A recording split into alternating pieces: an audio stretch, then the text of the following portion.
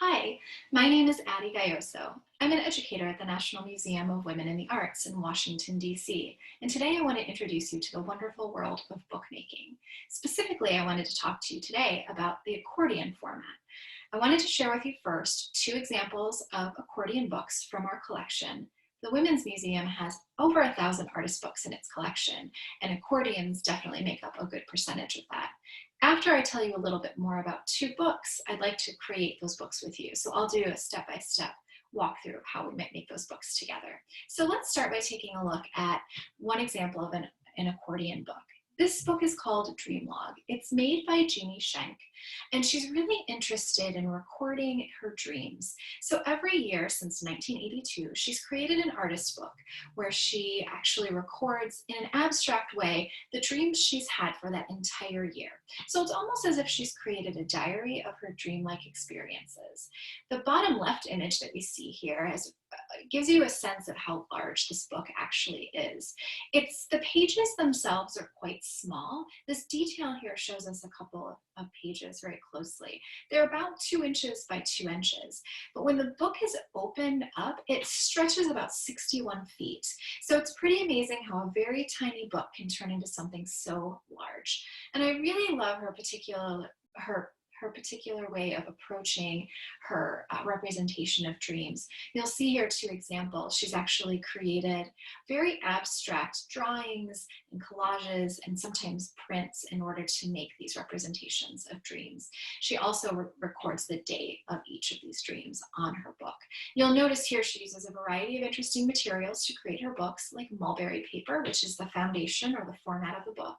And then she uses found paper, acrylic, wash, and ink in order to create her designs. The next book I wanted to share with you is one by Renee Stout. This is a really cool example of an accordion book because it has a built-in pocket and it holds its own pages in these pockets. You can see the format opened up wide here, and you can see the bottom of the page is actually a little pocket, and in each of those pockets is a page that includes an image that Renee Stout has created, as well as a poem that her collaborator Carol Bean wrote for this particular book. Again, like Jeannie Schenk, Renee Stout is using a lot of different materials to create these books. She's using a variety of different kinds of paper, as well as really interesting materials like acrylic and gold leaf, and even things like colored pencils and spray paint to create the illustrations of this particular book. So let's get to making. I want to show you how to make 2 books, one, the basic accordion book, and then 2, a pocket accordion like the one Renee Stout made. Let's grab our materials. What you need for these activities are, for the simple accordion, we will need a long sheet of paper, at least 18 inches long, or 1 sheet of copy paper, and tape. We'll also need a bone folder, which is a specialized art tool I'll tell you about later. If you don't have a bone folder, don't worry. You can grab something like a plastic spoon or even use your own fingernail as a tool. Next, you'll need scissors. Optional if you want to make a cover for your book. You'll need paper or cardboard, a ruler, and glue. For our pocket accordion book, we will need 1 long sheet of paper cut at 6 inches tall by 18 inches wide. If it's possible for you to use something like watercolor paper or drawing paper, something that's a little bit heavier than traditional copy paper, that would be useful. Again, we're going to need a tool of some kind to help create folds. So either a bone folder, a plastic spoon, or your fingernail will work just fine. You'll need a ruler, you'll need scissors, you'll need 1 sheet of paper, any kind. That's going to be for the pages we make for the inside of our book. And then we need a writing implement as well. So once we've gathered all these materials, we can get started. I just want to share with you a couple of resources the museum has in case you're interested in learning more about artist books. We do have an art, books, and creativity curriculum, and there are 14 lessons as well as 7 different book formats included in that curriculum. It's free and available online through our website.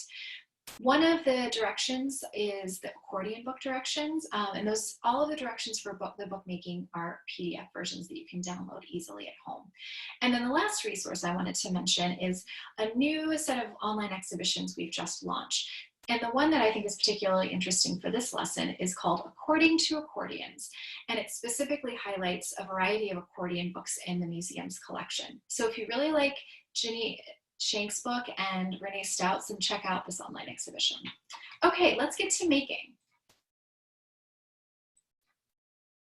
So what we're going to do first, we're going to make this simple accordion book. And what I want everyone to do is we're going to use a regular piece of copy paper.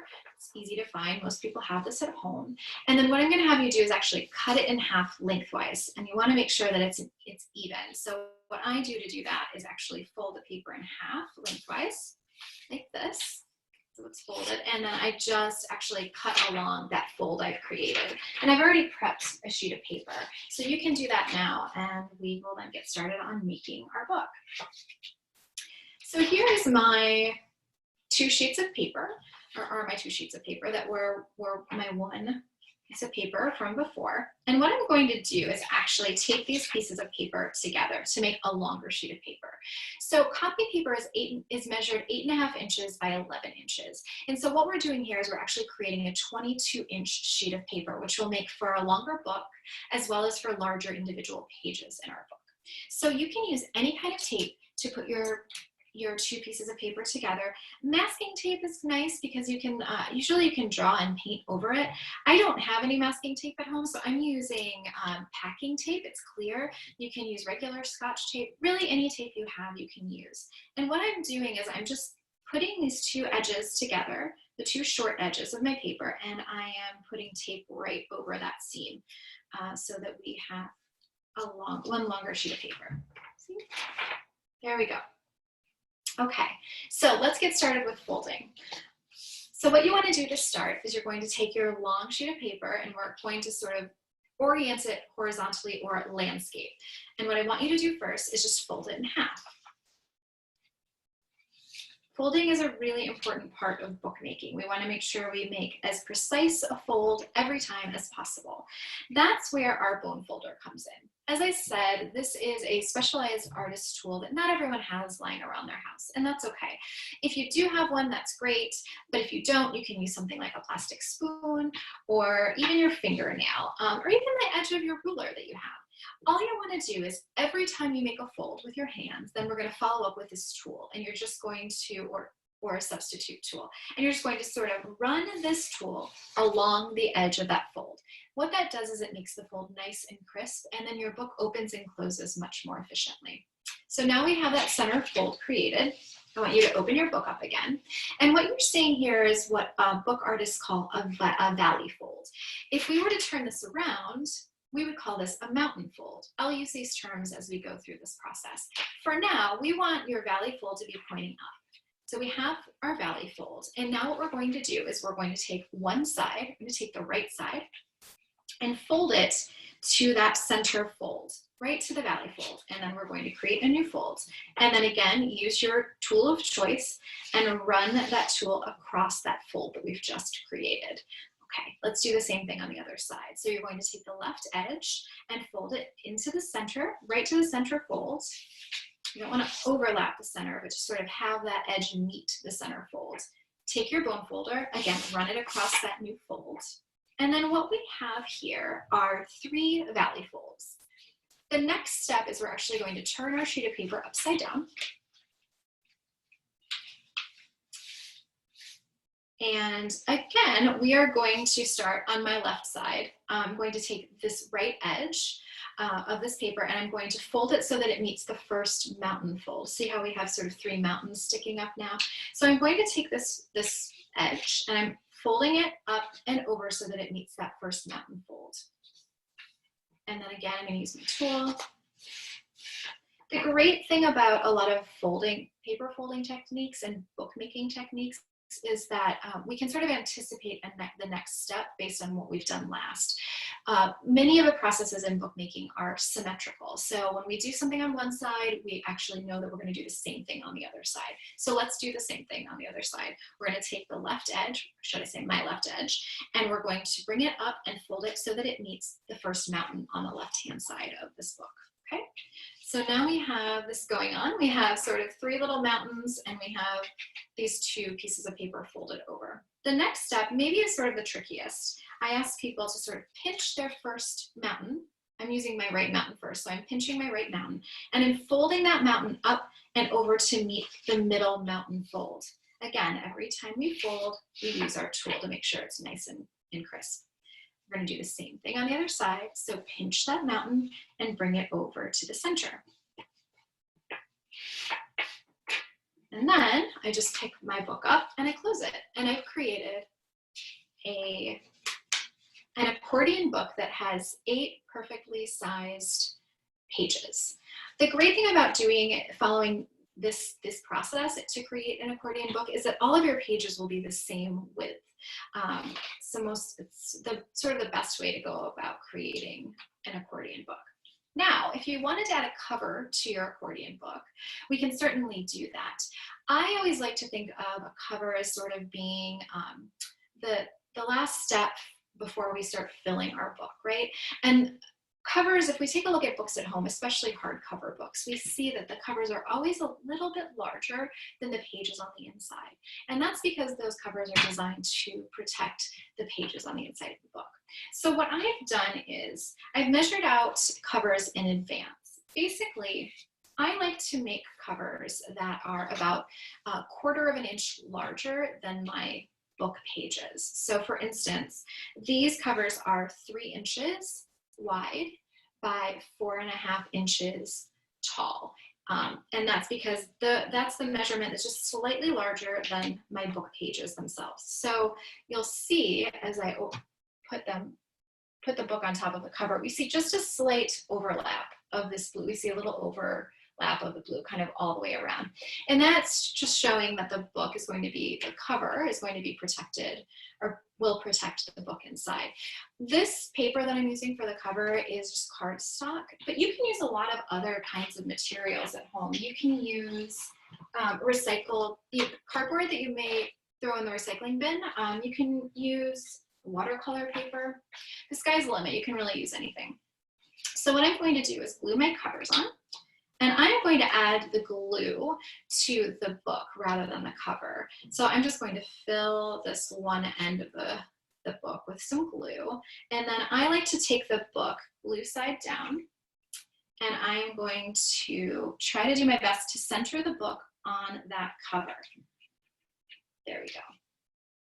It's important to note that if you want, for instance, if I have a title of my book here, let me just put a title here. So this is the title of my book, and I want it to be seen. So it's important when you glue your book to your cover that whatever you want people to see, that part of the page is actually placed down on your desk or on your table. Okay, so this is my cover of my book. I'm putting it down so I can't see the title, and then I'm adding glue to the other side of my book. And again, I'm going to do my best to center the book on that cover. There we go. And now I've created, and hopefully you have too, a very simple accordion book. You can do this with one long sheet of paper if you have it at home. Sometimes it's harder to find long sheets of paper, but you can try. There are a couple of things you can try for long sheets of paper. If you have any kind of like butcher paper or it's like brown paper. Sometimes it's comes in the center of gift wrap rolls. You can use this for your book. You can try to use gift wrap itself for your book. You can even use paper bags from the grocery store, cut them open to open them up, and then cut them into long strips. So there are a lot of ways that you can create very long sheets of paper without having to tape them. But I just wanted to show you that technique so that if you don't have long paper at home, you can still make an accordion book. Okay, our next book that we're going to make actually has a pocket in it, which is really cool. It's going to take a couple more steps and a little bit of measuring. So if you have young learners, or if you're a young learner, you may need some help with this, but I'm going to go through this just so we all can practice it, and hopefully this won't be too difficult for you. Okay, so this time around I've pre-cut a sheet of paper. This is watercolor paper, so it's pretty heavy duty, and I've cut it 6 inches by 18 inches. Okay. The first thing that we need to do before we do any of our folding is actually create a pocket in our book. So the way I like to do that is I use my ruler, and because this is 6 inches high, I'm going to make my pocket about 2 inches deep. So what I'm doing is I'm taking my ruler and I'm making a tick mark. I'm measuring 2 inches from what's is the end that's farthest from me. So I measured 2 inches down. I'm going to do this 3 times. Again, in the middle of the page, I'm measuring 2 inches down. And then on my left side, again, I'm doing 2 inches down. So what I've created here are sort of tick marks. You see that? That will allow me to create a line that goes all the way across my sheet of paper. That line will help make folding a lot easier. So the next step after you've measured your 2-inch pocket is I am laying my ruler on my paper so that it's lining up with those tick marks I created. And then I'm going to take a tool. Again, I'm planning to use my bone folder. The tip of this actually has sort of a point to it, and that helps us score paper or make sort of an indentation in paper. You don't need a bone folder to do this. You can also try using the sort of the edge of a handle of the plastic spoon, or even a ballpoint pen that doesn't have any ink in it. Just something that has a point that's not very sharp. That's what you want to use to create this line. So what I'm going to do is use my tool that has a point on it, and I'm going to I have to hold my ruler down pretty securely, and then I'm going to take my bone folder or my other tool, and I want to make sure my ruler is lined up right along those tick marks I created. And I'm actually going to run my bone folder right across my ruler. And I'm going to run it back and forth a couple of times. And you want to add a little pressure to it, okay? What we want to do ideally is create a little indentation in the paper. You don't want to go through the paper, so don't press too hard.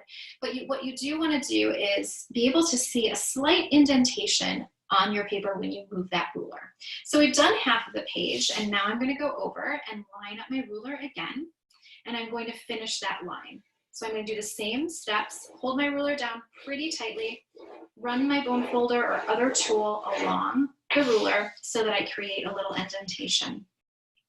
So what I've done here is I've scored my paper, which will make it easier for me to fold.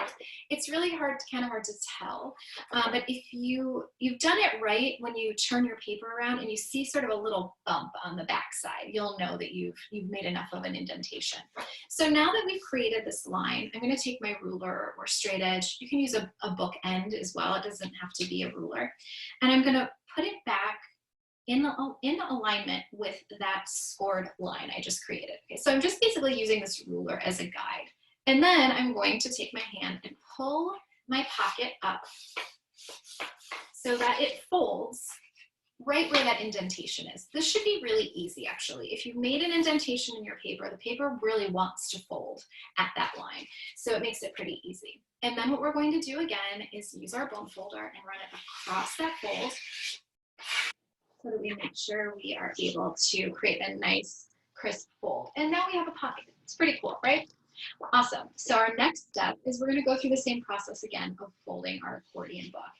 And you may remember the process, but I'll go through it with you one more time. So this time, what I want you to do is once you have your pocket, we want to put our pocket down, face down on our table or desk. Okay, so I can't see it right now. Next step is folding our paper in half. This paper, if you're using watercolor paper or thicker paper, it will be harder to fold. You'll notice it's harder to fold than traditional like copy paper. And that's okay, because that means your book will be much more sturdy. What it also means though is you have to really use a tool to make sure you're creating a good crisp fold every time you make a fold in the book. Okay, so we have our valley fold. And again, same as last time, our next step is I'm going to take one end, I'm going to take my right end, and I'm folding it upwards and then having it meet that middle valley fold I just created. And then again, we're using bone folder to create a crisp fold. The next step is I'm going to take my left side and I'm going to do the same thing. So I'm going to fold it to that center valley, and then press down that fold. Okay, and so like last time, we have 3 little valley folds, and now we're going to turn our book upside down so that I can now see the pocket, and now we have 3 of what kind of folds? We have 3 mountain folds now. And so our next step is to take one end of the book again. I'm going to take my right side, and I'm going to fold that up and have it meet but not cross over that first mountain on the right-hand side of the book. Same thing on the left side. So I'm going to bring my left edge and bring it over to that first mountain on the left side, and then fold. Okay. And then our next step is to pinch this mountain, that mountain on the right-hand side, and fold it to the middle mountain, right?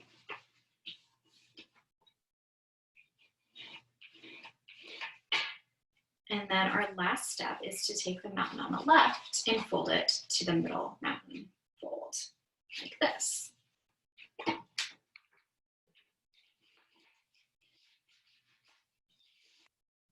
And then we pick it up and we'll close it.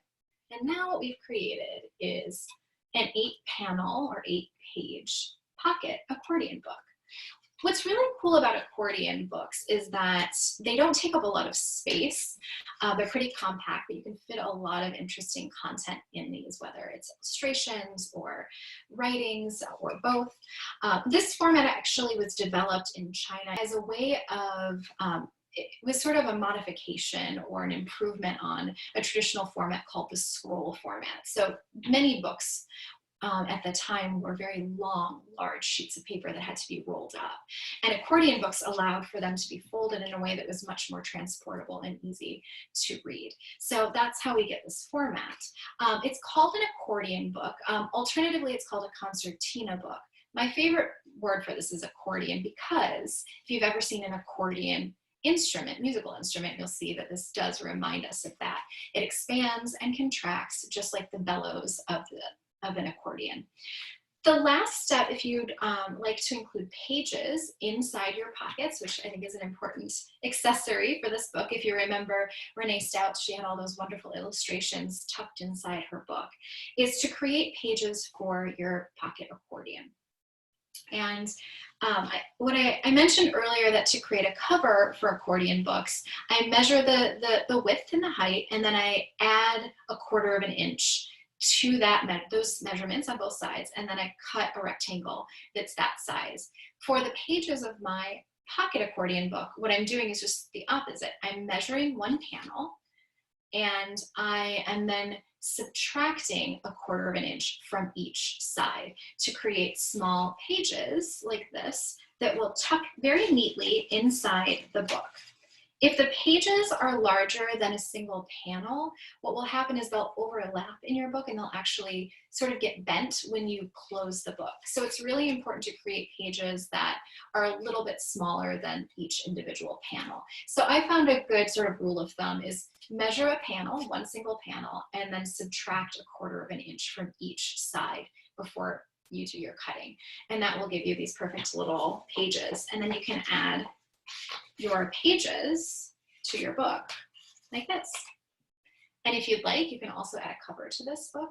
I really like Renee Stout's book because she actually didn't have a cover at all. It was just the paper on the front and the back, the paper she used for the format. So you can certainly leave this without a cover, but you know how to make a cover now too, so you can also make a cover for your book.